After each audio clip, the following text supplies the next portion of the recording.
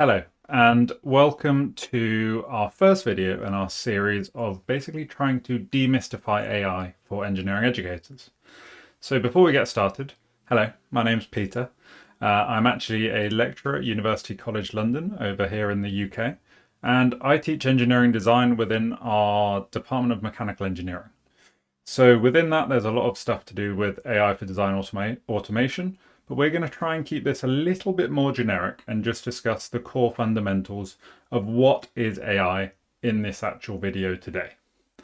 So to start with, we're going to cover some basic definitions of AI, a couple of key terminology kind of phrases that we might want to use when we're talking about AI, some misconceptions, pros and cons, and then finally I'm going to take you through a worked example on how we might actually teach AI either in the classroom or as an assessment. So let's get started. So, what is AI? As I've kind of alluded to, AI is this thing that's popping up in everyday life more and more. So I want to go through what exactly we define it as and what are its basics. So, when we look at AI, it is definitely more than just a buzzword, even though at times it sounds like that. So the definition that I use to describe AI is that artificial intelligence are kind of systems that can perform tasks requiring human-like intelligence. So if we're to boil this down to some very simple examples, it's learning from data, recognizing patterns, making decisions and solving problems. These can often be done autonomously and with minimal human intervention, but fundamentally, these algorithms are not thinking, okay? So in the future, we might actually get to the point where they can think, which we've kind of defined the terminology of artificial general intelligence, AGI, and artificial superintelligence, ASI. Now, AGI is a hypothetical form of AI capable of understanding, learning, and applying knowledge across any intellectual task, basically doing anything that a human can do. And the key missing kind of step here is the ability to have general reasoning.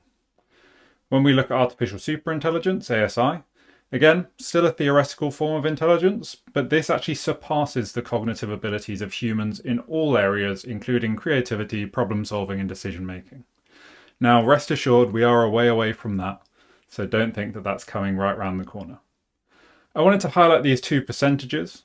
So we have 66%, which is the number of business leaders planning to increase their AI investments, and 54% being the percentage of students in higher education already admitting to using AI on a weekly basis. I think these really kind of hammer home that point that AI is coming. AI is something that's actually already here and is something that people are using in their everyday life. So now when we just define some very key terminology that we're going to need going forward, the first is machine learning. So machine learning is a branch of AI that enables computers to recognize and learn patterns from data. This allows the computers to optimize performance on these tasks over time without being explicitly programmed to do so. Next, we have deep learning, which is a subset of machine learning that leverages multi-layered neural networks to automatically learn more complex functions and patterns. Now, this has to be done with much larger data sources, but it does then enable that advanced capability. A good example for this would be image recognition, interpreting specific things and pulling out data from images. Finally, we have foundational models. So these are large pre-trained AI models that learn general patterns from vast amounts of data and can be adapted to many different tasks. I kind of see these as the building blocks of most AI automation kind of services that we're going to actually be putting together ourselves. So now that we've covered those very simple key terminologies, let's look on to some of the misconceptions that we have about AI. So the most common AI misconception is that AI can think like a human. Now, we have already covered this a little bit when we were talking about ASI and AGI, but at the moment, we just can't get AI to think like a human. We're missing that general reasoning, amongst other things. The next is that AI is always correct. Now, data is actually so key to AI's success that we've got a whole video coming up on data.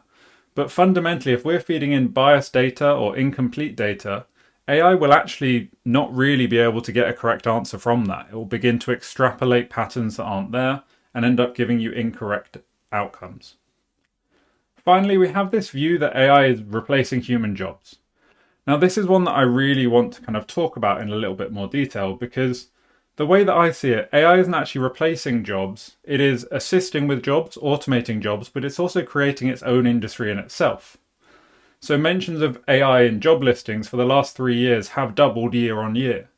Equally, the actual market for jobs where within the title AI is mentioned has also over doubled for the last 3 years. Now that's an exponential increase in the ability to get a job with AI either as a skill or as the actual core competency of the job. So it seems like something very interesting that we should be talking to our students about. Next, let's talk about some kind of common machine and deep learning misconceptions. The first is that machine learning models always generalize well, and whilst, again, that can be true, they are generally prone to overfitting, which is where, again, it spots those patterns that don't exist, and this is done by simply memorizing the data. It all comes down to that data again. Next is that complexity is always better. I think the issue that we have at the moment is that we treat AI like this black box where data goes in, data comes out, and we don't know what's going on in the middle.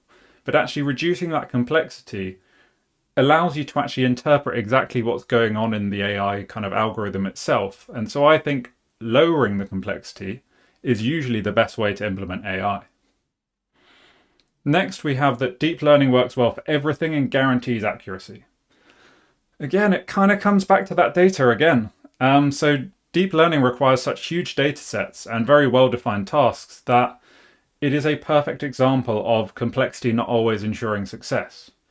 Their rigidity can often actually lead to very confident but incorrect predictions.